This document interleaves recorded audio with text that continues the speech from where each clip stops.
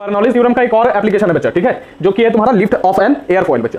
अब इसमें देखना ये वाला तुम्हारा जो है, ये तुम्हारा जहाज जो होता है ना, जहाज का जो विंग होता है वो एक्चुअली उसका क्रॉस सेक्शन ये वाला बनाया हुआ है तुम्हारा फिगर में बच्चा। बात समझ में आ रहा है? ये देख लो इस तरह से तुम्हारा एक्चुअली क्या रहता है, इस तरह से तुम्हारा बना हुआ रहता है बच्चा।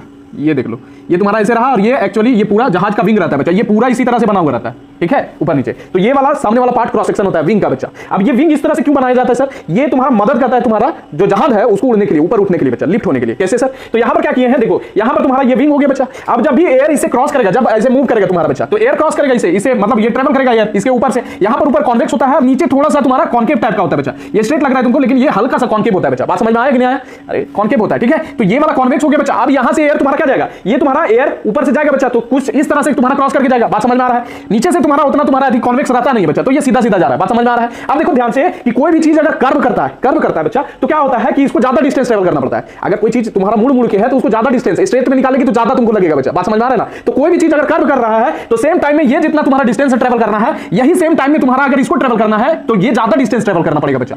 यहां पर पहुंचने के लिए ज्यादा डिस्टेंस ट्रेवल करना पड़ेगा। बात समझ में आ रहा है कि नहीं आ रहा? बोलो, इतना बात समझ में आ रहा है? नीचे वाला एयर को तुम्हारा कर्व नहीं है, इसलिए तुम्हारा सीधा सीधा चल जाता है भैया, ठीक है। लेकिन ऊपर वाला तुम्हारा सिंस कर्व है तो तुम्हारा क्या होगा कि ज्यादा डिस्टेंस इसको ट्रेवल करना पड़ेगा तुम्हारा यही टाइम में। बात समझ में आ रहा है कि नहीं? सेम टाइम में इसको ज्यादा ऊपर वाला एयर को ज्यादा डिस्टेंस ट्रेवल करना पड़ेगा। अब इसे होगा क्या सर? इसे होगा क्या कि इसको सिंस तुम्हारा यहां पर एयर जितना टाइम में यहां पर निकला बच्चा, वही एयर यहां पर भी पहुंचना है, तो इसको स्पीड बढ़ा के चलना होगा। बात समझ में आ रहा है ना? तो ऊपर वाला जो एयर है वो स्पीड बढ़ा के चलता है, यानी ऊपर वाला जो एयर है उसका स्पीड क्या हो जाता है, बढ़ जाता है बच्चा। बात समझ में आ रहा है? और नीचे वाला का स्पीड घटा हुआ रहता है। बात समझ में आ रहा है? अगर ये वाला बढ़ जाएगा तो अपने आप इसका वाला घटा हुआ होगा बच्चा। बात समझ में आ रहा है कि नहीं? तो V2 ये V2 मान लिए एयर का जो स्पीड है, एयर का ऊपर वाला से जो जा रहा है उसको V2 स्पीड माने और नीचे वाला से जो जा रहा है उसको V1 माने। V2 क्या हो जाएगा, ग्रेटर देन तुम्हारा क्या हो जाएगा, V1। सिंस इसको ज्यादा ट्रेवल करना पड़ रहा है डिस्टेंस, इसीलिए इसका स्पीड क्या होगा, बढ़ा हुआ रहेगा बच्चा। बात समझ में आ रहा है? और हम बताएं तुम्हारा कि ये वाला नियम से तुम्हारा बर्नौलीज थ्योरम से कि P plus rho half rho V square is equal to क्या होता है, कांस्टेंट होता है बच्चा। तो जब भी तुम्हारा स्पीड बढ़ेगा भैया, ठीक है, स्पीड जब भी बढ़ेगा, तुम्हारा वेलोसिटी बढ़ेगा तुम्हारा एयर का जब भी भैया, तो तुम्हारा क्या होगा, प्रेशर घट जाएगा वहां पर, है ना? बात समझ में आ रहा है कि नहीं? जहां पर भी वेलोसिटी बढ़ेगा वहां स्पीड जहां पर वेलोसिटी बढ़ेगा वहां पर प्रेशर क्या हो जाएगा, घट जाएगा।